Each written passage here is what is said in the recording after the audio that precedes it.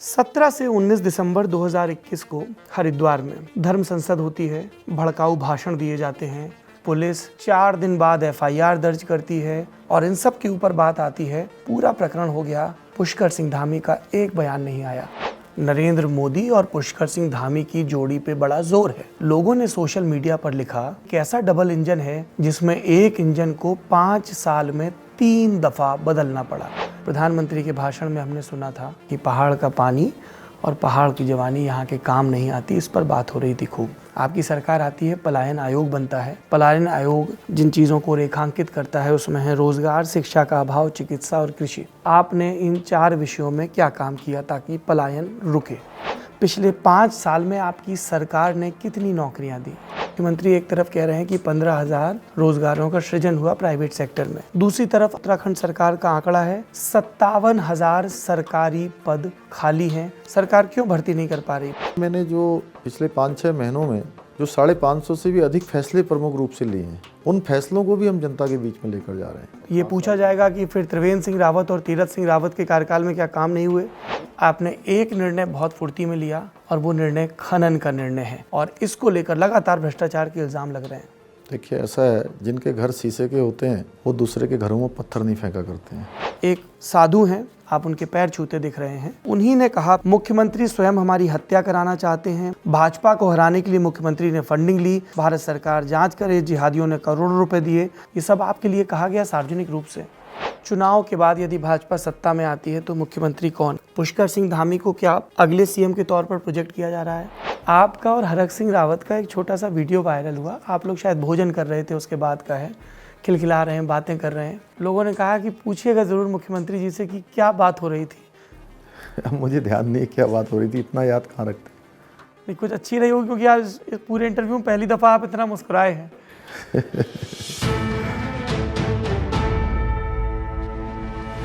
जमघट, लल्लन टॉप का वो मंच जहां सत्ता के दावेदारों से सवाल पूछे जाते हैं। जब हम जमघट का उत्तर प्रदेश संस्करण कर रहे थे तब आप में से कई दर्शकों के लगातार सवाल आ रहे थे और वाजिब सवाल कि उत्तराखंड की अनदेखी क्यों? उत्तराखंड की अनदेखी की हिम्मत किसी की नहीं है। हम उत्तराखंड का संस्करण लेकर हाजिर हैं और जमघट के इस अंक में हमारे मेहमान हैं उत्तराखंड के मुख्यमंत्री और भारतीय जनता पार्टी के नेता पुष्कर सिंह धामी जी। मुख्यमंत्री जी, बहुत बहुत स्वागत है आपका जमघट में। धन्यवाद, नमस्कार। एक सवाल है जिसका जवाब देते देते आप भी थक गए होंगे, पर चूंकि लल्लन टॉप के मंच पर पहली दफा पूछा जा रहा है, पहली दफा इंटरव्यू हो रहा है, सवाल पूछना जरूरी है। आपकी पार्टी के मैंने इश्तिहार देखे, डबल इंजन की सरकार पे बड़ा जोर है। नरेंद्र मोदी और पुष्कर सिंह धामी की जोड़ी पे बड़ा जोर है। लोगों ने सोशल मीडिया पर लिखा कि ये कैसा डबल इंजन है जिसमें एक इंजन को 5 साल में 3 दफा बदलना पड़ा। एक मुख्यमंत्री रहे 3 साल 357 दिन, दूसरे 116 दिन और तीसरे आप। क्या व्यवस्था थी पार्टी की? नहीं, देखिए, पार्टी का अंदरूनी मामला था, उसमें इंजन नहीं बदला। गाड़ी में इंजन लगा हुआ था, उसके ड्राइवर बदल गए। इंजन वही था, गाड़ी वही थी और गाड़ी गंतव्य तक पहुंची है। मैं उसका अंतिम ड्राइवर था। मैंने गाड़ी को स्टेशन तक पहुंचाया है, सभी सवारियों को सुरक्षित पहुंचाया है, एक्सीडेंट भी नहीं हुआ। और जो लक्ष्य लेकर चले थे 5 साल पहले, वो सब पूरे हुए? हाँ, निश्चित रूप से। देखिए, 5 साल में सभी लक्ष्य पूरे हुए हैं। जो हमने लोगों के सामने बातें रखी थी उन सभी पर काम हुआ है जी। आप कह रहे हैं कि ड्राइवर बदले, गाड़ी का इंजन नहीं बदला। पहले ड्राइवर त्रिवेंद्र सिंह रावत जी थे, उन्होंने तो चुनाव लड़ने से ही मना कर दिया। नहीं, त्रिवेंद्र सिंह रावत जी हमारे वरिष्ठ नेता हैं और वो पूरे प्रदेश के अंदर जाएंगे, एक विधानसभा न लड़के सभी को लड़ाएंगे। जी। आपकी विधानसभा की बात करें, विधानसभा की, आप खटीमा से 2 बार से विधायक हैं। लोगों ने कहा पुष्कर सिंह धामी का जो करियर ग्राफ है वो भाजपा के एक कार्यकर्ता का आप कॉमन करियर ग्राफ बनाएंगे तो उससे मैच करता है। विद्यार्थी परिषद, भारतीय जनता युवा मोर्चा, विधायकी और फिर मुख्यमंत्री। पर विपक्षियों ने कहा मुख्यमंत्री से पूछ लीजिएगा इस बार खटीमा से विधायक भी बन पाएंगे, मुख्यमंत्री तो दूर की बात।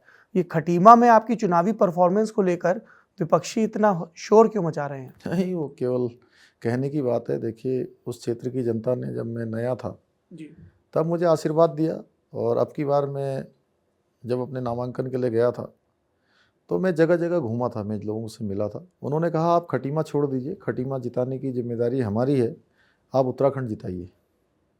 और लोगों ने कहा कि खटीमा जिताने की जिम्मेदारी पुष्कर सिंह धामी को थारू जनजाति के नेता रमेश राणा की है, जो कभी निर्दलीय लड़ते हैं, कभी बसपा से लड़ते हैं, एक फिक्स चंक ऑफ वोट ले जाते हैं और पुष्कर सिंह धामी का रास्ता आसान हो जाता है। सत्य है? ऐसी कोई बात नहीं है। देखिए, जनजाति के लोगों का बहुत बड़ा समर्थन हमारे साथ है जी जनजाति हमारे जो थाड़ू समाज है जी उसका तराई को बसाने में बहुत बड़ा योगदान है। जी और मैंने पिछले 5 सालों में या पिछले 10 सालों में लगातार जो जनजाति के बच्चों के लिए आश्रम पद्धति स्कूल थे, उनके समाज कल्याण विभाग के द्वारा चलने वाले ITI थे, और अभी हमने एक बड़ा काम वहाँ पर किया है, जनजाति के बच्चों के लिए आवासीय एकलव्य विद्यालय खोला है। जी और ये आवासीय एकलव्य विद्यालय थाड़ू जनजाति के बच्चों के लिए और जनजाति के बच्चों के विकास में, उनकी शिक्षा में एक मील का पत्थर साबित होने वाला है। तो इसलिए हर समाज वहाँ पर मुझे अपना बेटा मानता है, अपना भाई मानता है। और मुझे हर पूरी विधानसभा का जब भी हम उठा के कोई ग्राफ देखते हैं तो हर क्षेत्र से हमें वोट मिलते हैं।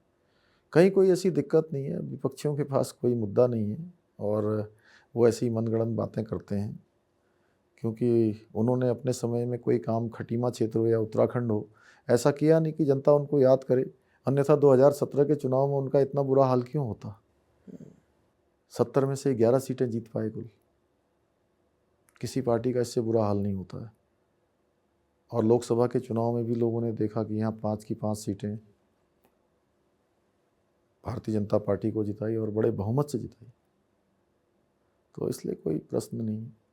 इससे पहले कि मैं आपके कार्यकाल, आपके पूर्ववर्तियों के कार्यकाल, उनकी उपलब्धियों पे, उनमें लगे आरोपों पर विस्तार से बात करूं, मैं आपसे जानना चाहता हूं, प्रदेश के युवा मुख्यमंत्री पुष्कर सिंह धामी जब जनता के बीच वोट मांगने जा रहे हैं भारतीय जनता पार्टी के प्रतिनिधि के तौर पर प्रदेश भर में, तो आपको क्या लग रहा है कौन सी वो उपलब्धियां हैं जिन पर जनता को सबसे ज़्यादा ध्यान देना चाहिए? नहीं, देखिए, पिछले 5 सालों की बात करें या देश के प्रधानमंत्री के रूप में नरेंद्र मोदी जी ने जो पिछले 7 सालों में काम किए हैं, जी हम इन सभी कामों को लेकर जा रहे हैं। जी और भारतीय जनता पार्टी की सरकार ने जो पिछले 5 सालों में काम किए हैं उन कामों को भी बता रहे हैं। और इधर मैंने जो पिछले 5-6 महीनों में जो 550 से भी अधिक फैसले प्रमुख रूप से लिए हैं, उन फैसलों को भी हम जनता के बीच में लेकर जा रहे हैं। समय कम था लेकिन हमने फैसले लिए और उनको धरातल पर उतारे हैं। हर वर्ग के लिए, हर क्षेत्र के लिए उतारे हैं। उसमें बहुत सारे फैसले हैं, चाहे युवाओं नौजवानों से हों, महिलाओं से हों, हमारे रोजगार से जुड़े हुए लोगों का हो, चारधाम यात्रा से जुड़े हुए लोगों का हो, पर्यटन व्यवसाय से, परिवहन व्यवसाय से, हमारे युवक मंगल दल, महिला मंगल दल, हमारी आंगनबाड़ी की कार्यकर्ताएँ, आशाएँ, भोजन माताएँ, PRD के जवान। ये पिछले 5-6 महीने का आप बता रहे हैं। 5-6 महीने में हमने जो काम किए हैं वो भी हैं। और ये 5 पूछा साल में जाएगा कि फिर त्रिवेंद्र सिंह रावत और तीरथ सिंह रावत के कार्यकाल में क्या काम नहीं हुए नहीं, जो नहीं गिनाए जा रहे हैं? नहीं, वो भी गिना रहे हैं। जी वो भी गिना रहे हैं। उनके समय में जो योजनाएं शुरू हुई थी सारी योजनाएं पूरी हुई हैं। और डॉक्टर नहीं थे अस्पतालों में, डॉक्टर भेजे गए, स्कूलों में शिक्षक नहीं थे, शिक्षक भेजे गए, व्यवस्थाओं को दुरुस्त किया गया है, सड़कें बनाई गई हैं, हर क्षेत्र में सड़कें बनी हैं, जो घोषणाएं हुई हैं वो धरातल पर उतरी हैं। ठीक है, आप कह रहे हैं कि पिछले कार्यकाल में भी हुआ। त्रिवेंद्र सिंह रावत आपकी पार्टी के वरिष्ठ नेता, पूर्व मुख्यमंत्री, कार्यकाल में आते ही उन्होंने सिडकुल घोटाले पर SIT का गठन किया। उस SIT की जांच अभी तक नहीं आई। स्थानीय अखबारों में खबर छपी कि कई फाइलें मिसिंग हैं। खबर ये भी छपी कि गढ़वाल रेंज की DIG नीरू गर्ग का ट्रांसफ़र इसीलिए कर दिया गया कि सिडकुल घोटाले की जांच ना हो। ये भी कहा गया कि जो नौकरशाह उसमें फंसते नजर आ रहे थे उन्हें संरक्षण मिल रहा है। इस आरोप पर क्या कहेंगे आप? नहीं, देखिए, ऐसा है कि ये सिडकुल घोटाला हमारी सरकार के समय का नहीं था। आपने जांच के आदेश दिया, आपकी सरकार ने SIT आपने हाँ, बनाई तो SIT 2012 से 17 SIT के। अपनी जांच कर रही है और जी जांच चल रही होगी अभी, क्योंकि जांच लंबी थी, उसमें बड़ा काम था। और जांच आएगी, जांच का जो भी रिजल्ट आएगा, जो दोषी होगा उसके खिलाफ कार्रवाई होगी उसमें। आपकी पार्टी टाइम बाउंड डिलीवरी की बात करती है। 5 साल से जांच चल रही है, अभी तक नतीजा नहीं आया। आ जाएगा, नतीजा आएगा। उसमें जांच थोड़ा लंबी थी और जांच बहुत लेट बैठी थी। और उस जांच में बहुत सारी फाइलें थी, सैकड़ों फाइलें थी। जिसमें से कई और मिसिंग हैं। नहीं, मिसिंग नहीं है, उसमें क्या है कि कई विभागों को जांच करनी थी। जी एक विभाग जांच नहीं कर रहा, कई विभाग उसमें जांच कर रहे हैं। मैं मुख्यमंत्री जी आपसे ये जानना चाहता हूँ, जब मैं आपके बारे में लोगों से बात करता हूँ तो मुझे दो तरह के फीडबैक मिले आपके ब्यूरोक्रेसी के साथ रिश्तों को लेके। लोगों ने कहा पुष्कर सिंह धामी के ब्यूरोक्रेसी से बहुत अच्छे रिश्ते हैं, अब से नहीं, जब वो भगत सिंह कोश्यारी जी के मुख्यमंत्री रहते हुए ओएसडी थे, जब वो भारतीय जनता युवा मोर्चा के प्रदेश अध्यक्ष थे, निगम में थे, बड़े दोस्ताना रिश्ते हैं उनसे, एसेसिबल हैं आसानी से और उसमें कोई बहुत रैंकिंग का ख्याल नहीं रखते मुख्यमंत्री रहते हुए। और फिर इसके एक उलट भी बात कही जाती है कि कुछ अधिकारियों को आप संरक्षण दे रहे हैं, कुछ अधिकारी जिन पर अलग अलग मामलों में जांच चल रही है, आरोप चल रही है, उन्हें खास पदों पर बिठाया गया और कई अधिकारी हैं जो नाराज़ भी रहे। एक उदाहरण दिया गया कि आप टैबलेट बांटना चाहते थे, उसको लेके जो तरीके थे उसमें एक सीनियर आईएएस ऑफिसर हैं वो सहमत नहीं थी, कोई छुट्टी पे चला गया, किसी ने ट्रांसफ़र ले लिया। तो ये अफसरशाही में इस तरह की डबल बातें होती हैं, आपका सत्य क्या है? देखिए, ये बात सही है। मेरे चाहे ब्यूरोक्रेसी हो या सचिवालय हो, उसमें एक चपरासी से लेकर 4th क्लास तक, एक ड्राइवर तक, सभी से मेरे रिश्ते रहे हैं, चूँकि लंबे समय से मैं काम करता रहा हूँ। लेकिन जब यहाँ तक काम की बात आती है, तो काम के आधार पर आकलन होता है। जो काम करेगा, निश्चित रूप से उसका हम प्रोत्साहन करेंगे, उसको आगे बढ़ाएँगे, और जो काम नहीं करेगा, बहाने बनाएगा, तो उसको मनगढ़ंत चीज़ें याद आएंगी। और ब्यूरोक्रेसी का जो सिस्टम ख़राब हो गया या अन्य जगह पर जो सिस्टम ख़राब हो गया, उस सिस्टम को भी ठीक करना है। आपके इस बयान की व्याख्या ऐसे की जाएगी कि मुख्यमंत्री ने कहा कि राधिका झा, राधा रतूड़ी, रविशंकर, नीरज अग्रवाल ये सब कॉम्पिटेंट ऑफिसर नहीं है। नहीं, मैं किसी का नाम नहीं लेता हूँ, सभी हमारे लिए बराबर हैं। आपके मित्र मिले आज एक सुबह, आम आदमी पार्टी के मुख्यमंत्री पद के प्रत्याशी कर्नल कोठियाल। मेरे लिए अचरज की बात थी कि उन्होंने इंटरव्यू में आपके लिए बहुत कटु शब्दों का इस्तेमाल नहीं किया। बोले हमारे मित्र हैं, परिचित हैं, पर एक बात कही कि पुष्कर सिंह धामी के हाथ बांध रखे गए हैं। किसने हाथ बांधे हैं आपके? नहीं नहीं, ऐसा कोई नहीं है। मैंने तो धड़ाधड़ फैसले लिए। अगर किसी ने मेरे हाथ बांधे होते तो 550 फैसले में कैसे लेता। जी। हर कैबिनेट में 60 से 70 फैसले लिए हैं हमने, जितनी कैबिनेट करी है सब में फैसले लिए और धड़ाधड़ फैसले लिए। अगर हमने ब्यूरोक्रेसी में भी कोई परिवर्तन करना चाहा तो जो लंबे समय से जमे थे, एक मिथक था यहाँ पर कि कुछ लोगों को बदला नहीं जा सकता है, उनको भी हमने बदला है। जो निर्णय नहीं लिया जा सकते थे, हमने उन पर भी निर्णय लिया है। आप कह रहे हैं कि यहाँ अफसरों की एक कोठरी हावी थी प्रशासन पे? उसकी व्याख्या आप करिए। चलिए, आपने कहा निर्णय लिए, विपक्षी कह रहे हैं आपने एक निर्णय बहुत फुर्ती में लिया और वो निर्णय खनन का निर्णय है। इल्ज़ाम लगाया जा रहा है कि आप खनन प्रिय हैं, ये विपक्षी इल्ज़ाम लगा रहे हैं। उदाहरण दिए जा रहे हैं, आपके ओएसडी बागेश्वर के एसपी को चिट्ठी लिखते हैं कि जो खनन में गाड़ियां पकड़ी गई उन्हें छोड़ दिया जाए आपके ऑफिशियल लेटर पैड पे। मामला सोशल मीडिया पे वायरल होता है तो बर्खास्तगी की रस्म की जाती है। कहा गया कि आपने तमाम प्रतिमानों को दरकिनार करते हुए खनन के एक नोडल ऑफिसर हैं लेखा, उनको सर्वशक्तिमान ऑफिसर बना दिया और इसको लेकर लगातार भ्रष्टाचार के इल्ज़ाम लग रहे हैं। देखिए, ऐसा है, जिनके घर शीशे के होते हैं जी। वो दूसरे के घरों में पत्थर नहीं फेंका करते हैं। ये खनन का काम कांग्रेस की सरकार में होता था और उस सरकार में अधिकारियों पर डंपर चला दिए जाते थे। पूरे हरिद्वार में अनशन चलते थे, धरने चलते थे, प्रदर्शन चलते थे, लगातार अधिकारियों को बदला जाता था। ये काम हमारे यहाँ नहीं होता है। जहाँ तक ओएसडी की बात है, ओएसडी के खिलाफ कोई ऐसी बात नहीं थी। उसने एक सामान्य सा पत्र लिखा था कि हमारे यहाँ कार्यालय पे किसी ने एप्लीकेशन दी होगी, उसने एप्लीकेशन पर अधिकारी को कहा कि आप अपने हिसाब से इस पर कार्रवाई करें। उसको मुद्दा बनाया गया। वो कोई मुद्दा ही नहीं है, क्योंकि कांग्रेस के पास या इनके पास कोई मुद्दा ही नहीं है। मुद्दा विहीन कांग्रेस है, मुद्दा विहीन विपक्ष है, इसलिए वो इस प्रकार की बातें करते हैं। तो फिर आपको ओएसडी को हटाना क्यों पड़ा? नहीं, वो तात्कालिक रूप से सस्पेंड किया था हमने और जांच करवाई हमने उसको अपने अधिकारियों से। जब वो जांच में निर्दोष पाया गया तो उसको हमने दोबारा रख लिया।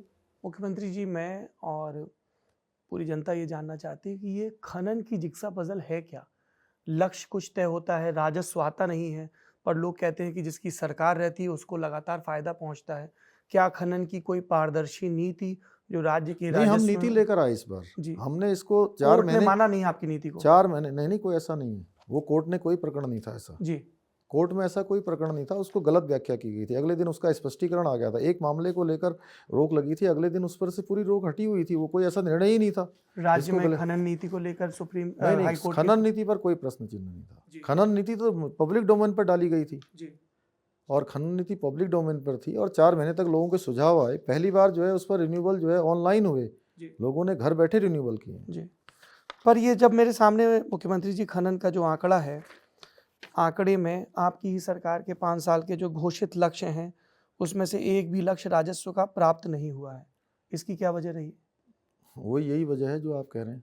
क्या जब हम वजह? स्मूथ चीज़ों को करना चाहते हैं हाँ। उस पर लोग प्रश्न चिन्ह उठाते हैं। लोगों का आपको- काम ही नहीं चलेगा तो खनन जब होगा ही नहीं, जी लोगों को स्मूथ रूप से सुविधा ही नहीं मिलेगी, आप उनको कभी ओवरलोडिंग के लिए, कभी इसके लिए, कभी उसके लिए परेशान करेंगे तो कैसे लोग काम करेंगे? जब काम नहीं करेंगे तो रेवेन्यू कैसे आएगा? तो इसलिए स्मूथ होना चाहिए, खनन होना चाहिए, लेकिन खनन बिल्कुल अवैध नहीं होना चाहिए। उसको लेकर हमने सख्ती बरती है और सख्ती बरती। हमने कहा कि अगर कहीं पर भी अवैध खनन होता है, जनता के बीच में से, किसी के बीच में से भी कोई बात आती है तो तत्काल हमको बताया जाए, तत्काल उस पर कार्रवाई करेंगे।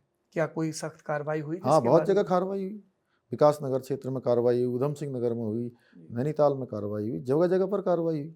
आप कह रहे हैं कार्रवाई हुई, लेकिन आपके एक मित्र जो अब राजनीतिक विरोधी हो गए हैं, जिनके बारे में आप कहते थे कि पारिवारिक मामला है, हरक सिंह रावत जी, उन्होंने तो ऐसी रपटें आई कि कैबिनेट मीटिंग में भी ये बात कही कि कार्रवाई नहीं हो रही है। नहीं, उनके क्षेत्र का मामला था वो खनन से जुड़ा हुआ प्रकरण नहीं था। अच्छा, आप कह रहे हैं ये खनन से जुड़ा मामला है। एक मामला और है 5 साल के कार्यकाल का, जिसमें अंग्रेजी के पदबंध का इस्तेमाल करते हुए कहूँ तो यू टर्न लिया सरकार ने। 14 जनवरी 2020 को देवस्थानम विधेयक पारित होता है राज्यपाल की मोहर के साथ। उस समय राज्यपाल थी बेबी रानी मौर्य जी। 30 नवंबर 2021 को आपके मुख्यमंत्री रहते हुए बोर्ड भंग होता है। क्या थी सरकार की मंशा? क्या विधेयक बनाते समय तीर्थ पुरोहितों का, बाकी स्टेक होल्डर्स का पक्ष नहीं लिया गया? क्यों फैसला पलटना पड़ा? नहीं, ऐसी कोई बात नहीं है उसमें। देखिए, तीर्थ पुरोहितों ने और इन्होंने, जब मैं आया था और मेरे से पहले तीरथ सिंह रावत जी बने थे, तो उन्होंने भी इस पर कहा था कि हम निर्णय लेंगे। और मैंने आते ही, चूँकि मेरे पास भी लोग आए, हमने उसमें कमेटी बनाई थी और कमेटी ने अपनी रिपोर्ट दी। जी 3 महीने तक काम किया और कमेटी ने बहुत सारे लोगों से उसमें बात की, तीर्थ पुरोहितों से, पंडा समाज के लोगों से, रावल, वहाँ के हक हकूकधारी और अन्य जो लोग थे, उन सभी से बात करने के बाद जो रिपोर्ट आई, उस रिपोर्ट के आधार पर हमने मंत्रिमंडल की उपसमिति बनाई। जी मंत्रिमंडल की उपसमिति ने जो भी उसमें सिफारिश करी, उसके आधार पर हमने जो है उसको वापस लिया है। त्रिवेंद्र सिंह रावत ने ये परामर्श नहीं किया था मुख्यमंत्री रहते हुए?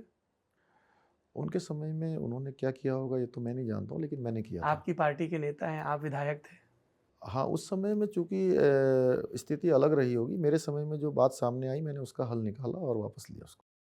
क्या यही वजह है, कई ऑब्जर्वर्स कहते हैं कि पुष्कर सिंह धामी जो मुख्यमंत्री रहते हुए फैसले हुए उनको तो डिफेंड करते हैं, लेकिन पूर्ववर्तियों के फैसले पर टिप्पणी से बचते हैं, जैसे अभी आपने कहा कि वो उनके समय का फैसला है? नहीं, नहीं, देखिए उस समय अलग स्थिति रही होगी, इस समय अलग स्थिति हो गई, तो इसलिए हमने वापस लिया उसको सबसे बात करके। लोगों ने मैं कोई कहा डिफेंड नहीं कि कर रहा हूँ उसको। लोगों ने कहा कि धामी जी को लगा कि पॉलिटिकली नुकसान हो सकता है, इसलिए फुर्ती में फैसला लिया नहीं, नहीं, ऐसी कोई बात नहीं है। कमेटी बना के। पर एक जगह है जहां पे मामला कमेटी पे ही अटका हुआ है, भूमि सुधार कानून। 2018 में आपकी सरकार इसकी 154, 129 और 143वीं धारा में संशोधन करती है। 2018 में विरोध होता है, आपने कमेटी बना दी है, फाइनल फैसला अभी तक नहीं हुआ। अगर कमेटी देवस्थान बोर्ड में तेजी से फैसला कर सकती है तो यहाँ भी कर सकती नहीं, है। उस पर भी काफ़ी आगे बढ़ गई है कमेटी। उसकी रिपोर्ट आनी ही थी तो आचार संहिता आ गई और हमें लगता था कि आचार संहिता आने में भी थोड़ा टाइम लगेगा। आचार संहिता जल्दी आ गई, इसलिए उस पर फैसला नहीं हो पाया। काफ़ी कुछ काम उस पर भी हो गया है। दिल्ली में बैठे पर्यवेक्षक तो कहते हैं कि मुख्यमंत्रियों को अंदाजा होता है कि किन नहीं, तारीखों को अनाउंसमेंट होगा। ऐसा कुछ नहीं है। तो क्या है सरकार का रुख भूमि सुधार कानून पर? नहीं, भूमि सुधार के लिए देखिए दोनों चीज़ें हैं हमारे यहाँ पर। हमारे यहाँ मैदानी क्षेत्र है जहाँ पर हमें औद्योगिकरण भी करना है, विकास भी करना है, रोजगार भी लाना है। और पर्वतीय क्षेत्रों में निश्चित रूप से जनसंख्या का घनत्व घट रहा है, बढ़ रहा है, तो उसको भी हमें ध्यान में रखना होगा कि किस क्या दो प्रकार से। कैटेगरी रख के आप पॉलिसी बनाएंगे, पहाड़ी हाँ, क्षेत्र अलग और मैदानी तराई अलग? उसमें पूरा आकलन इन्हीं सब पर कर रहे थे, इसीलिए कमेटी बनाई थी। और वो मॉडल कोड ऑफ कंडक्ट की वजह से रुक गई। एक चीज को लेकर धामी सरकार अपनी खूब पीठ थपथपा रही है, कि 21 साल पुराना विवाद उत्तर प्रदेश और उत्तराखंड के बीच संपत्तियों का हमने एक मीटिंग एक दिन में सुलझा लिया। हाँ, सत्य है? निपट गया, सुलझ गया। मैं माननीय योगी आदित्यनाथ जी का भी धन्यवाद करना चाहता हूँ, उत्तर प्रदेश के मुख्यमंत्री जी का, कि हमारी मीटिंग हुई और सारे मामले निपट गए। लेकिन कई लोग कह रहे हैं कि मामले अगर सारे निपटे होते तो ये जो है कि हमें परमिशन मिल गई है फलानी वाटर बॉडी पे वाटर स्पोर्ट्स करने की, ये मिल गया है, तो परमिशन की ज़रूरत क्या थी? अब सब आपके पास आ गया है। ये कितना लंबा प्रोसेस चलेगा? पूरा जो निस्तारण होना है संपत्तियों का, सिंचाई विभाग की ज़मीन, पानी का बंटवारा? नहीं, उस पर कुछ चीज़ों पर तात्कालिक रूप से ही फैसला हो गया था। कुछ चीज़ें सर्वे के आधार पर जो है जॉइंट सर्वे होगा, जी। और जॉइंट सर्वे के बाद उस पर जैसा भी, चूँकि जिसकी जितनी हिस्सेदारी निकलेगी या जितनी उनको ज़रूरत है, जैसे सिंचाई विभाग की ज़मीन है 5700 हेक्टेयर, इसी प्रकार से 1600 मकान हैं, जी। तो इन पर जॉइंट सर्वे की बात है। जैसे हमारे यहाँ पर जो रोडवेज का जो बस अड्डा है किच्छा में, वो किच्छा का रोडवेज का बस अड्डा मिल गया, और वन निगम का जो हमारा पैसा था 77 करोड़ रुपया, वो हमको मिल गया। बैराज के 2 काम होने थे, बनबसा बैराज और हमारा किच्छा का बैराज बैगुल पर, उस पर उन्होंने कहा कि हम इसका पुनर्निर्माण का काम करवाएंगे। वाटर स्पोर्ट्स के लिए वहीं पर तय हुआ कि जो है, जो हमारा गंग नहर है, बैगुल है, धौरा है, नानक सागर डैम है, इन सभी पर हम वाटर स्पोर्ट्स के लिए उसी मीटिंग में तय हो गया था, उसी समय होगा।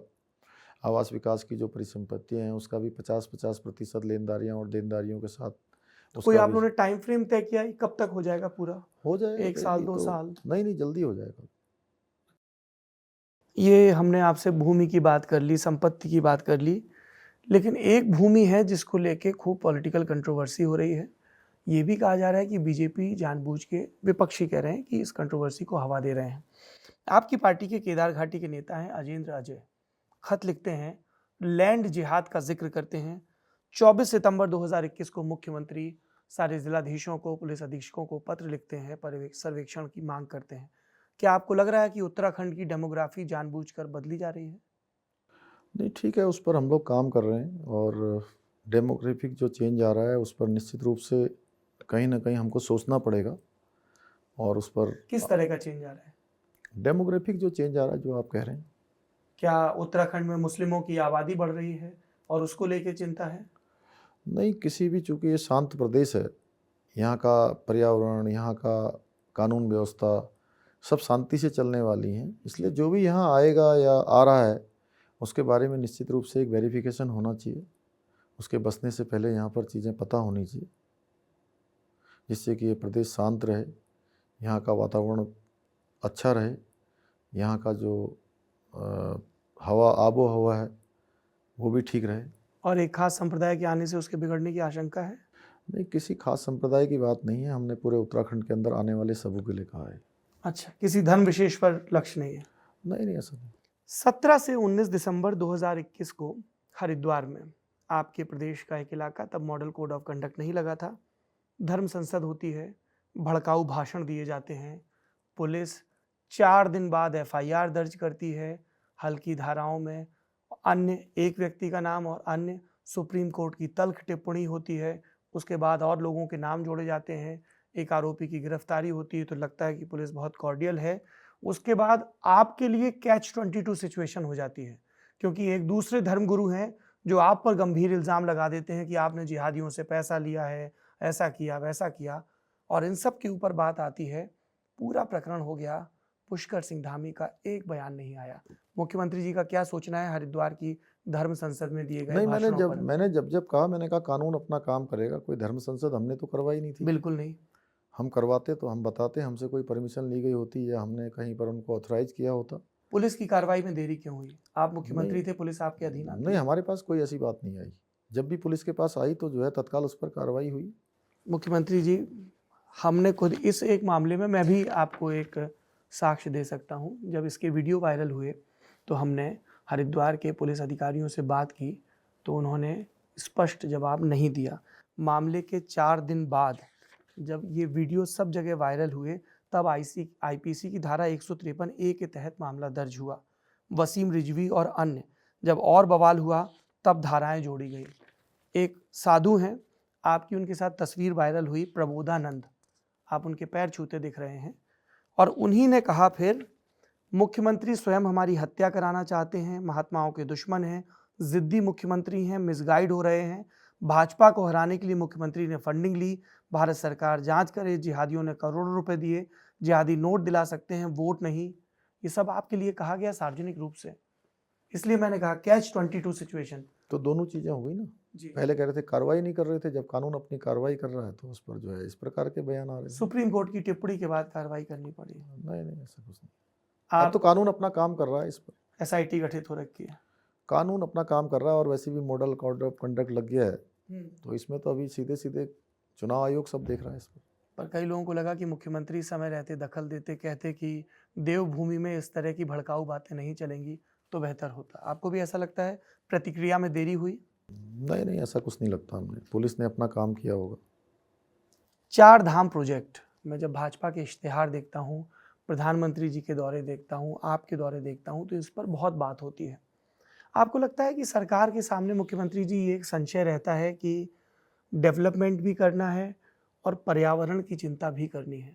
क्योंकि 4 धाम के प्रोजेक्ट को लेकर महत्वाकांक्षी प्रोजेक्ट है, 12,000 करोड़, 889 किलोमीटर, चीन का खतरा, ऑल वेदर रोड, लेकिन इसके पैरेलल पर्यावरणविदों की चिंता। आप कैसे देखते हैं एक प्रशासक के तौर पे इसको? देखिए, हम जो भी योजना ज़्यादा बना रहे हैं उस पर हम पर्यावरण का भी ध्यान रख रहे हैं और विकास का भी ध्यान रख रहे हैं जी। यानी कि हमारी इकोलॉजी भी चलनी चाहिए और उत्तराखंड की इकोनॉमी भी चलनी चाहिए। दोनों के बीच से जो रास्ता निकलता है वो रास्ता हम अख्तियार कर रहे हैं।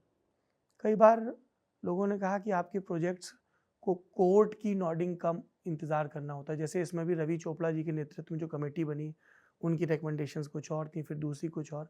आपको लगता है कि बार बार मामले कोर्ट में चले जाते हैं, इसकी वजह से सरकार के काम करने की गति पर असर पड़ता है? हाँ, निश्चित रूप से। और अभी हम लोगों को 4 धाम प्रोजेक्ट में भी जो रोक लगी हुई थी जी। उसके लिए हमने सुप्रीम कोर्ट में पैरवी करी, तो सुप्रीम कोर्ट से रोक हटी है, तो अब रास्ता निकला है, 4 धाम रोड बनेंगी और जो काम रुका हुआ था उस पर तेज़ी से काम होगा। पर ये जो लगातार पर्यावरण से जुड़े लोगों की चिंताएं आ रही हैं कि उत्तराखंड में जो कंक्रीट का जंगल बिल्ड होता जा रहा है, ये आपदा को न्योता है, बार बार केदारनाथ वाली त्रासदी की याद दिलाई जाती है। देखिए, अब सब वैज्ञानिक तरीके से उस पर अनुसंधान हो रहा है और वैज्ञानिक तरीके से ही चीज़ें हो रही, कम से कम जो है इन चीज़ों का उपयोग किया जाए जिससे कि पर्यावरण को नुकसान हो। एक और चीज़ है जिस पर राज्य के नौजवान जो सबसे ज़्यादा ललन टॉप देखते हैं, वो सोच रहे हैं कि एक साइंटिफिक टेम्परामेंट हो। मुझे याद है एक पत्रकार के तौर पर, राजनीति विज्ञान के विद्यार्थी के तौर पर, प्रधानमंत्री के भाषण में हमने सुना था, फिर मैंने अपने पहाड़ के मित्रों से भी पूछा कि पहाड़ का पानी और पहाड़ की जवानी यहाँ के काम नहीं आती, इस पर बात हो रही थी खूब। आपकी सरकार आती है, पलायन आयोग बनता है। पलायन आयोग जिन चीज़ों को रेखांकित करता है उसमें है रोजगार, शिक्षा का अभाव, चिकित्सा और कृषि। आपके प्रदेश की जनता जानना चाहेगी कि जब आयोग की भी रपट है तो आपने इन 4 विषयों में क्या काम किया ताकि पलायन रुके? नहीं, पलायन रुकना चाहिए, उसके लिए हम लगातार काम कर रहे हैं। हमने होम स्टे जैसी योजनाओं को प्रमोट किया है टूरिज्म के लिए, टूरिज्म के लिए स्वरोजगार की योजनाएं हैं। अभी हमने जो हमारे यहाँ पर सेल्फ हेल्प ग्रुप चलते हैं, उन सेल्फ हेल्प ग्रुप को हमने 119 करोड़ रुपए का भी पैकेज दिया कोरोना महामारी में, जिससे कि वो अपना काम चला पाएँ, अपने पैरों पर खड़े हो पाएँ। महामारी के दौरान लाखों लोगों को रोज़गार देने का जो काम करते थे, उनके ग्रुपों ने काम किया। कई बार उनका सामान बना, सामान बिक नहीं पाया, या रॉ मटेरियल आया उस पर काम नहीं हो पाया, तो काफ़ी परेशानियां रही उनको। तो वो अपने पैरों पर खड़े रहें, वो कहीं डगे ना, उसके लिए हमने 119 करोड़ का पैकेज उनको दिया था। इसी प्रकार से पर्यटन और परिवहन के क्षेत्र में काम करने वाले लोगों के लिए हमने 200 करोड़ का पैकेज दिया। इसी प्रकार हमने स्वास्थ्य के क्षेत्र में काम करने वालों को लिए दिया 205 करोड़ का। हमारे जो महिला मंगल दल हैं, युवक मंगल दल हैं, उन सभी को हमने प्रोत्साहन राशि इस कोरोना महामारी में दी। और साथ ही साथ हमने मुख्यमंत्री स्वरोजगार योजना चलाई जी, मुख्यमंत्री नैनो योजना चलाई रोजगार के लिए। SLBC की हम प्रत्येक माह बैठक करते हैं, उस बैठक में हमने ऋण लेने की जो व्यवस्था है उसको आसान किया है। वीर चंद्र सिंह गढ़वाली जो हमारी पर्यटन की व्यापार के क्षेत्र में योजना चलती है, उस योजना में हमने जो सब्सिडी पहले 10 लाख मिलती थी उसको 15 लाख किया, 15 लाख जो मिलती थी उसको 25 लाख किया इसके प्रोत्साहन के लिए। तो दूरस्थ क्षेत्रों में हमारा पलायन रुके, रोजगार मिले, इन सब के लिए लगातार हमने प्रयास किए हैं, काम शिक्षा किया के है। लिए शिक्षा के लिए भी काम किया। अभी आप कह रहे थे जैसे हमने शिक्षा के क्षेत्र में शिक्षक नहीं थे हमारे, दूरस्थ क्षेत्रों में हमने शिक्षकों को भेजने की व्यवस्था करी है। शिक्षा अच्छी हो, अच्छे उच्चीकरण स्कूलों के किए हैं। साथ में जो हमारे आपने कहा अभी 10वीं और 12वीं में पढ़ने वाले बच्चों के लिए हमने डायरेक्ट डीबीटी के माध्यम से उनके खातों में पैसा दिया और कर रहे हैं। अभी शिक्षा के क्षेत्र में महाविद्यालयों में भी हमने जो है किया, नए महाविद्यालय खोले हैं। कई जगह पर हमने जो पीजी की क्लासें नहीं चलती थी, बहुत सारे सब्जेक्ट नहीं होते थे, कहीं बीकॉम से एमकॉम नहीं होता था, कहीं भूगोल नहीं है, कहीं दूसरे सब्जेक्ट नहीं है, उन सभी को पढ़ाया। मुख्यमंत्री जी, आपने रोजगार की बात कही। हमारे सामने आपका एक ट्वीट है जिसमें आप एमओयूज के दस्तखत की बात कर रहे हैं और बता रहे हैं कि कैसे 15,000 नौकरियों का सृजन हुआ। जब हमने सोशल मीडिया पर ये बात कही कि हम उत्तराखंड के मुख्यमंत्री जी का इंटरव्यू करने जा रहे हैं, तो नौजवानों ने एक सवाल पूछा। उन्होंने कहा कि मुख्यमंत्री एक तरफ कह रहे हैं कि 15,000 रोजगारों का सृजन हुआ प्राइवेट सेक्टर में, दूसरी तरफ आप ही की सरकार का, उत्तराखंड सरकार का आंकड़ा है 57,000 सरकारी पद खाली हैं, जिसमें सबसे बड़ी संख्या शिक्षकों के पद की है। सरकार क्यों भर्ती नहीं कर पा रही? बजट नहीं है, पैसा नहीं है, या कोई और वजह है? नहीं, हमने भर्ती की प्रक्रिया शुरू करी है। जी अभी 24,000 पद जिस दिन मैंने शपथ ली थी जी उस दिन 24,000 पद खाली थे। जी। हमने उन सभी पर निर्णय लिया कि 24 के 24,000 पदों पर हम भर्ती की प्रक्रिया शुरू करेंगे और वो भर्ती की प्रक्रिया शुरू हो गई है। और इसके अलावा भी उसके अलावा भी जैसे पुलिस विभाग में 1734 पद खाली थे, पिछले कई सालों से भर्ती नहीं हुई थी, हमने उसमें भी भर्ती करी है। जितने भी पद सरकारी खाली हैं, हमने एक आउटस्टैंडिंग उसमें ऑर्डर किया हुआ है कि सभी के विज्ञापन किए जाएं और सभी पे भर्ती की प्रक्रिया शुरू की जाए। ये आंकड़ा भी लोगों के सामने है कि आपने आते ही भर्ती की प्रक्रिया शुरू की। लोगों ने ये सवाल भी पूछा कि चुनावी वर्ष में जब चुनाव की रणभेरी की आवाज़ सुनाई देने लगती है, तभी भर्तियों की याद क्यों आती है? 17 से सरकार थी, अब तक क्यों नहीं हो रही थी भर्ती? पहले से भी चल रही थी और हमने आते ही सो मोटो लिया है, किसी ने कहा नहीं हमसे। नहीं, पहले से चल रही होती तो ये मांग इतनी बड़ी और रिक्त पदों की संख्या इतनी ज़्यादा नहीं होती। नौजवानों युवाओं के बारे में मैं लगातार जानता हूँ, मैंने उनके बीच में लंबे समय तक काम किया है जी। इसलिए मैंने आते ही सबसे पहले यही कदम उठाया था। आपने मुख्यमंत्री स्वरोजगार योजना का जिक्र किया। इसकी आलोचना करते हुए कहा गया कि जो बैंक में जिसकी पैरवी है उसको लोन मिलता है, और जो एक शर्त रखी गई इसमें सामान्य वर्ग के लिए कि 10% का अंश उन्हें देना होगा। तो उन्होंने कहा अगर हमारे पास पैसा होता तो हम बैंक के पास क्यों जाएंगे लोन के लिए? हमें बैंक से लोन चाहिए, बैंक कह रहा है 10% खुद लाओ, उसके बाद देंगे। एक भी ऐसा मामला कहीं आया हो तो हम उसके खिलाफ कार्रवाई करेंगे, आप बताइए। पैरवी के मामले में? हाँ, कहीं पर भी अगर और ये आया जो हो। 10% का क्लॉज है, नहीं, वो मैं कह रहा हूँ इसीलिए 10 हमने तो तत्काल हर महीने में इसकी बैठक लेता हूँ। मैंने बैंक के लोगों को हर महीने इसकी बैठक के लिए बुलाया था जी, हर महीने में समीक्षा करता था कि कितने ऋणों के लिए कितने आवेदन हुए और कितनों पर स्वीकृति प्राप्त हुई है। इसके साथ साथ हमने मुख्यमंत्री स्वरोजगार योजना में ये भी जो रोजगार के मेले लगाए गए, वहाँ पर भी हमने सिंगल विंडो सिस्टम वहाँ पर अप्लाई करने का प्रयास किया है कि वहीं पर सारे फॉर्म भरे जाएँ वहीं पर उनके जो सर्टिफिकेट बनने हैं, करेक्टर सर्टिफिकेट बनना है, उनकी इनकम सर्टिफिकेट बनना है, या उनका निवास प्रमाण पत्र बनना है, या जाति प्रमाण पत्र बनना है, जो भी प्रमाण पत्र बनने हैं वो सारे के सारे एक स्थान पर बनाए जाएं। और बैंक के लोगों को भी हमने कहा कि बैंक के लोगों को भी आप वहीं पर बुलाइए, जो उनकी बैंक की औपचारिकता होती है कि 1 हफ्ते 10 दिन 15 दिन वो करें, लेकिन अगर फॉर्म में कोई गलती है, कोई गड़बड़ी है तो उसको तत्काल वहीं पर सुधारा जाए, वहीं पर सुधारा जाए, किसी को घुमाया ना जाए कि जो ऋण लेने के लिए आया है, अपना काम करने के लिए आया है, उसको अगर घुमाया जाएगा तो निश्चित रूप से कहीं ना कहीं एक दिन ऐसा आता है कि वो परेशान होकर वो सोचता है कि मैं काम ही क्यों करूँ। तो हमने कहा इस प्रकार की चीज़ें नहीं चलेंगी और इसकी मैंने स्वयं समीक्षा की है। मैंने पिछले 6 महीने में 6 बार बैठकें करी हैं। कोई इस तरह का विचार है? आप भारतीय जनता युवा मोर्चा में लंबे समय तक रहे, विपक्ष में भी रहे, सरकारी तंत्र कैसे काम करता है आपसे छिपा नहीं। कोई ये उम्मीद करे कि पुष्कर सिंह धामी 6 महीने में कायाकल्प कर देंगे तो ये भी गैर ज़रूरी होगा। तो क्या इस पारदर्शिता के लिए, करप्शन फ्री सिस्टम के लिए कोई मुख्यमंत्री के नाम से फ़ोन नंबर सर्कुलेट हो, कॉल सेंटर हो, जहाँ पर जांच हो, त्वरित कार्रवाई हो, ऐसा कोई विचार आया? हाँ, हमने पोर्टल चालू कर रखे हैं जी। 1904 पर लगातार हम शिकायतें ले रहे हैं और उस पर समाधान भी कर रहे हैं। 175 प्रकार की शिकायतों के लिए हमने अपनी सरकार पोर्टल जारी किया था, उसके माध्यम से लोगों को जो है सुविधा दी है और बहुत सारे लोगों का समाधान हुआ है इसमें। मैं उसकी भी समीक्षा करता था। कई लोगों ने कहा कि सबसे ज़्यादा समाधान इस चीज़ का हुआ कि नए मुख्यमंत्री के पास समय कम है चुनाव से पहले, इसलिए प्रचार में खूब संसाधन झोंके गए सरकारी, और इसके लिए अनुपूरक बजट भी लाए गए। एक होर्डिंग्स की, जिसको अंग्रेजी में कारपेट बॉम्बिंग कहते हैं, हर तरफ पुष्कर सिंह धामी, उनकी योजनाओं का ऐलान, और विपक्षी कह रहे हैं कि इनको पता था कि अब आना नहीं है तो खूब ऐलान कर दो, पूरा तो करना नहीं है। क्या कहेंगे इस पर? अरे देखिए, ऐसा है, ये तो आप जो लोग कहते हैं, आप दूसरी सरकारों को देख लीजिए, उनके यहाँ कितने बजट जारी होते हैं। उनके यहाँ भी बहुत होते हैं।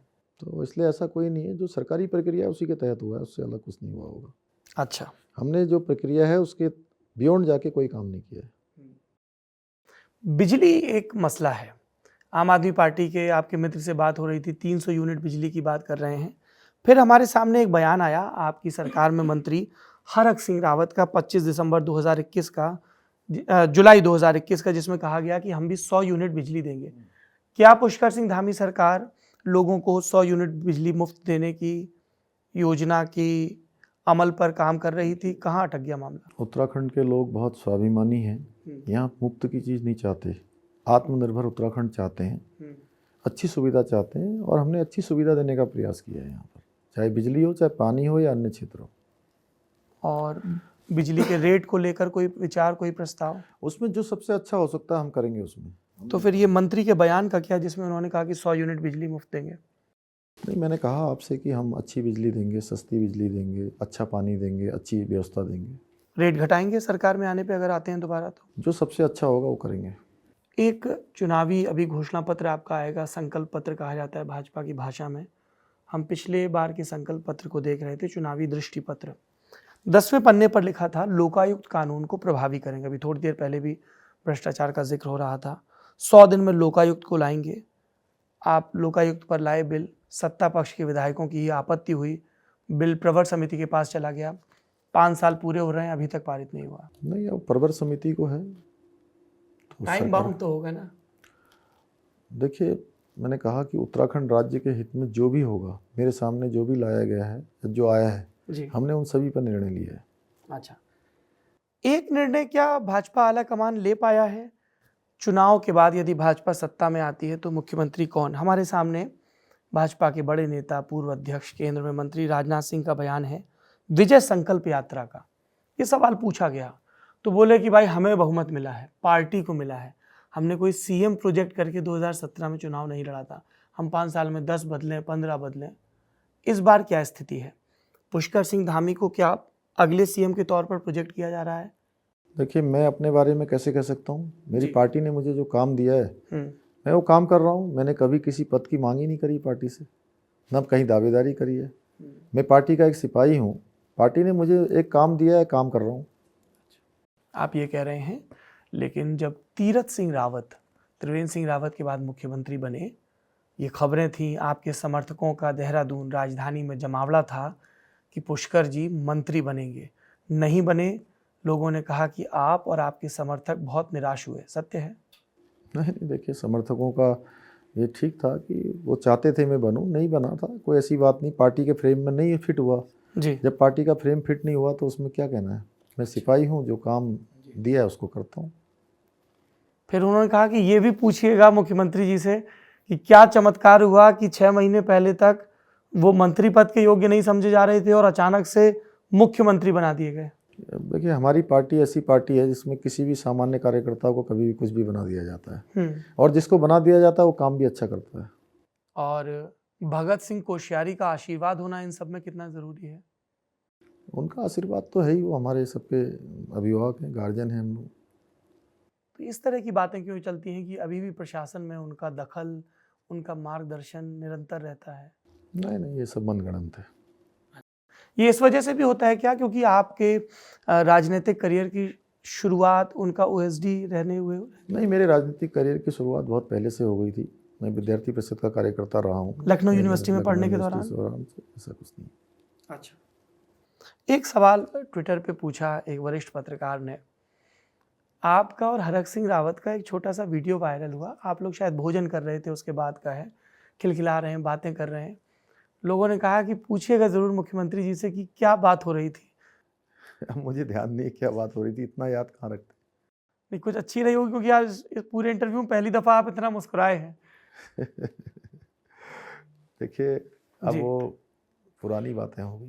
अच्छा, आप कह रहे थे दिसंबर का आपका बयान है कि पारिवारिक मामला है, हरक सिंह रावत के साथ सुलझ जाएगा। नहीं, कहाँ उलझा? जब तक हम सुलझाने की स्थिति में थे हमने सुलझाया और पार्टी ने उस पर निर्णय ले लिया। अब पुरानी बातें हो गई। कैबिनेट से वो उठ के चले गए, आपने दिल्ली फ़ोन किया और उनको मनाने के बजाय मेडिकल कॉलेज का अनाउंसमेंट कर दिया, सत्य है?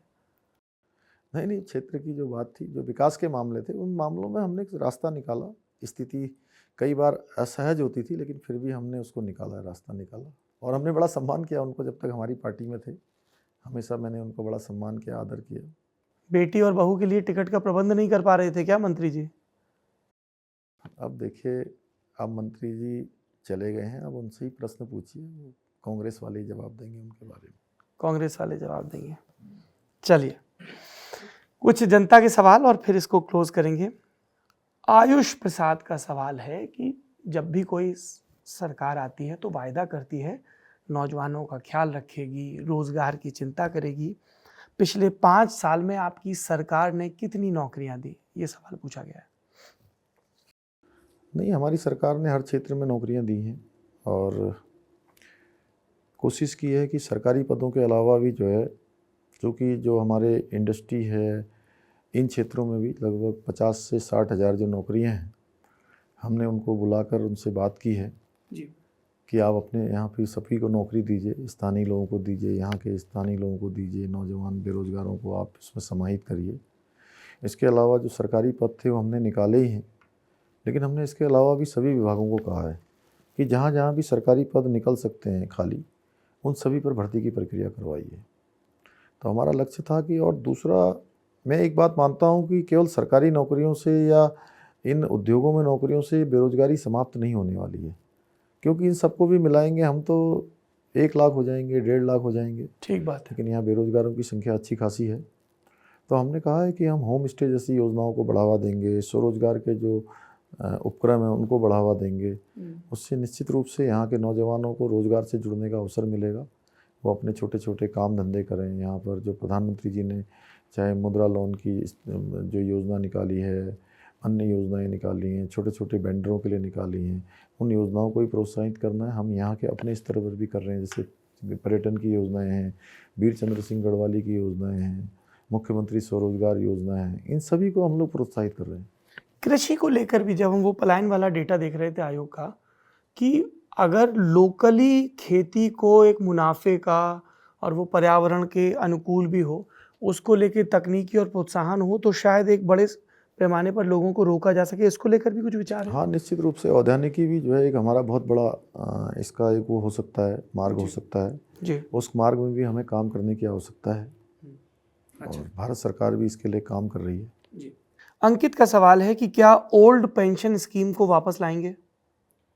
नहीं, उस पर काम चल रहा है। उसके लिए भी जो है हमारी एक वेतन विसंगति जो आयोग बना हुआ है जी। उस पर लगातार काम चल रहा है। और वो जो अन्य राज्यों का भी होगा, क्योंकि भारत सरकार के स्तर पर भी कुछ निर्णय होना है। सौरभ रावत का सवाल है, ये सवाल मैं भी पूछना चाहता हूँ क्योंकि मैं जब से छुटपन से उत्तराखंड राज्य को बनते हुए और उसके भी पहले का जो संघर्ष है रामपुर तिराहा कांड के बाद से देख रहा हूँ। एक शब्द है जो हम लोग जीके के सवाल की तरह याद करते थे, गैरसैंण। आज राज्य को बने 20 बरस से ज़्यादा हो गए हैं। गैरसैंण राजधानी बनेगी नहीं बनेगी, एक सिंबॉलिक प्रतीक बनकर रह गया है। इसको लेकर अभी भी स्थिति साफ नहीं है, आपका क्या रुख है? नहीं, हमारी सरकार ने उसको ग्रीष्मकालीन राजधानी बनाया है जी। और हमारी भावनाओं का स्थान है वो। उसका निश्चित रूप से डेवलपमेंट होना चाहिए। उसका निश्चित रूप से जो वहाँ पर जिस प्रकार की स्थिति है, जिस प्रकार से वो एक बीच में हमारे उत्तराखंड के है, उसका हर प्रकार से डेवलपमेंट होना चाहिए, मैं ऐसा मानता हूँ। मुख्यमंत्री जी, इज इट प्रैक्टिकली पॉसिबल कि 60,000 करोड़ का राज्य का बजट है, इतने संसाधन इधर उधर हैं, कर्ज है, केंद्र की सहायता, इन सब के बीच क्या उत्तराखंड की आर्थिक स्थिति ऐसी है कि गैरसैंण में एक नई राजधानी का प्रोजेक्ट लिया जा सके फुल टाइम? नहीं, ग्रीष्मकालीन राजधानी बनने की प्रक्रिया जो चल रही है, उस प्रक्रिया को बढ़ा रहे हैं धीरे धीरे। तो बस वो ग्रीष्मकालीन ही रहेगी? अभी तो ग्रीष्मकालीन ही है। अच्छा। एक आखिरी सवाल, और ये सवाल कई लोगों ने पूछा। यहाँ पर लिखा है, महादेव ने पूछा है, हरिद्वार हेट स्पीच और इस तरह की घटनाओं पर मुख्यमंत्री चुप क्यों रहे? नहीं, मैं हमेशा जो है ज़्यादा बढ़ चढ़ कर बोलने पर विश्वास नहीं करता हूँ जी हमेशा कानून अपना काम करे, जी। मेरा ज़्यादा इंटरफेरेंस इसमें नहीं रहता है। अच्छा, एक आखिरी सवाल, चोट कैसे लगी आपको? ये क्रिकेट का मैच खेलते समय। क्रिकेट खेलते हैं आप? हाँ, खेल रहे थे। नहीं, अच्छी बात है। मैं चाहता हूं कि मेरे देश के नेता गाना गाएं, फिल्में देखें, किताबें पढ़ें, क्रिकेट खेलें, थोड़े युवा रहें। आप तो युवा हैं, तो ज़्यादा गंभीर चोट तो नहीं है आपकी ये? नहीं, छोटा फ्रैक्चर था, ठीक हो जाएगा। विपक्षियों के बारे में आपकी क्या राय है? हरीश रावत जी लगातार हमलावर रहते हैं। अब देखिए, उनके बारे में मैं क्या कहूँ, उनकी स्थिति कांग्रेस पार्टी में ही बहुत ऐसी कर दी है कि कभी उनको वो कभी हरिद्वार ग्रामीण से चुनाव लड़ना चाहते थे, वहाँ उनको पार्टी ने नहीं लड़ाया। फिर रामनगर गए, एक बार टिकट घोषित हुआ, फिर वहाँ नहीं हुआ। फिर उसके बाद अब वो लाल कुआं चले गए हैं। उससे पहले उन्होंने कहा कि मुझे लगता है कि मुझे कभी कभी अब राजनीति से संन्यास ले लेना चाहिए। आखिर मुझे तो कभी कभी बड़ा ख़राब भी लगता है कि उनकी पार्टी ने ही उनकी स्थिति ऐसी कर दी है कि उनके बारे में मैं क्या कहूँ। मुलाकात होती है आपकी कभी? हाँ, जब भी मिलते हैं, बड़ा व्यक्तिगत रूप से मैं उनका बहुत सम्मान करता हूँ, हमारे बुजुर्ग हैं। चलिए, ये भी अच्छी चीज़ है, राजनीतिक शिष्टाचार रहना चाहिए। हाँ, निश्चय, उसमें कोई वो नहीं है। वो तो हमारे, देखिए कहाँ मैं अभी उनके सामने, और वो तो पूरा उनका पूरा हो गया सब। उनका पूरा हो गया? हाँ, मतलब राजनीतिक रूप से पूरा हो गया उनका। अच्छा जी। कर्नल कोठियाल के बारे में क्या राय है आपकी, आम आदमी पार्टी के नेता? नहीं, कर्नल कोठियाल भी अच्छे हैं और अपनी पार्टी के लिए काम कर रहे हैं। उनका क्या काम, तो वो कहते हैं कि लोग कहते हैं कि वो आपकी पार्टी के लिए करना चाहते थे, लोकसभा का टिकट मांग रहे थे, आप लोगों ने दिया नहीं। नहीं, देखिए ऐसा है कि बहुत बार राजनीतिक स्थितियाँ परिस्थितियाँ ऐसी आती हैं, लेकिन वो ऐसी पार्टी में काम कर रहे हैं जो पार्टी केवल उत्तराखंड में चुनाव के लिए आई हुई है। अच्छा। हाँ, चुनाव के अलावा उनका कोई एजेंडा नहीं है। कर्नल कोठियाल अच्छे हो सकते हैं, लेकिन उनकी पार्टी हो का सकते हैं, आप श्योर नहीं है? हाँ, मतलब मैं कह रहा हूँ कि कर्नल कोठियाल जिस पार्टी में है, वो पार्टी का एजेंडा केवल चुनाव तक है। अच्छा। और सारे एजेंडे चुनाव के उन पे। पर जो सांख्यिकी विद हैं, स्टैटिस्टिक्स की समझ रखने वाले मुख्यमंत्री जी, वो कह रहे हैं कि बीजेपी चाहती है कि आम आदमी पार्टी अच्छा करे, ताकि जितना भी एंटी इनकम्बेंसी वोट है वो स्प्लिट हो कांग्रेस और आपके बीच में। देखिए ऐसा है, हमारी तो स्ट्रेटजी कभी ये नहीं रहती। हमने, दूसरी पार्टियां हमको देख के अपने निर्णय लेती है। अच्छा। हम अपने निर्णय ले लेते हैं, हम राज्य के हित में जो निर्णय होते हैं हम उसके हिसाब से लेते हैं। जैसे हमने अभी टिकटों का मामला देखा होगा आपने, हमने सबसे पहले टिकट अनाउंस कर दिए। कांग्रेस पार्टी हमसे कह रही थी 1 महीने पहले टिकट करने वाले हैं, वो लास्ट तक भी नहीं कर पाई, उलझी रही, कितनी बार बदले। हमने जितने टिकट घोषित किए एक भी नहीं बदला, उन्होंने कितने टिकट बदले। इसी प्रकार से न तो हम आम आदमी पार्टी को देख रहे हैं, न कांग्रेस पार्टी को देख रहे हैं, न बहुजन समाज पार्टी को देख रहे हैं। हम तो अपना काम कर रहे हैं। अच्छा, एक राजनीतिक कार्यकर्ता के तौर पे आपके लिए नया अनुभव होगा कोविड की बंदिशों के बीच चुनाव प्रचार? हाँ, नया तो है चूँकि, लेकिन अब देशकाल परिस्थिति है, हमने बचपन से यही सीखा है, हमारी पार्टी ने भी यही सिखाया। मैं एक फौजी का बेटा हूँ, तो हर परिस्थिति में कैसे रहना है ये हम लोगों ने सीखा है। जो परिस्थिति है उसी में रास्ता निकालना है। कुछ आगे लग रहा है, ऐसा कुछ मांग है आप लोगों की चुनाव आयोग से कि थोड़ी सी छूट मिले? लोग कह रहे हैं रंग नहीं चढ़ रहा है इस बार चुनाव का। नहीं, लोग जो है बड़ी बड़ी रैलियों के और बड़े बड़े जो सभाएं हैं, रोड शो हैं, इस प्रकार की चीज़ों के वो रहे हैं, उनको उन्होंने देखा है, इसलिए इस बार नहीं दिख रहा है। आपकी क्या इच्छा है एक राजनीतिक कार्यकर्ता के तौर पे? आप चाहते हैं कि नहीं, मैं तो चाहता हूं कि कोरोना समाप्त हो जाए और जो सामान्य जैसे चुनाव होता है वैसे होना चाहिए, वैसा हो, रंग दिखे। चलिए, राजनीति के रंग आप देखते रहिए। जमघट के इस अंक में इतना ही। इस पूरी बातचीत के बारे में आपकी जो भी राय हो कमेंट बॉक्स में ज़रूर बताएं। संवाद चलते रहना चाहिए। मुख्यमंत्री जी, आपने जमघट के लिए इतना समय दिया, उसके लिए बहुत बहुत धन्यवाद और चुनाव के लिए बहुत बहुत शुभकामनाएं। धन्यवाद, नमस्कार।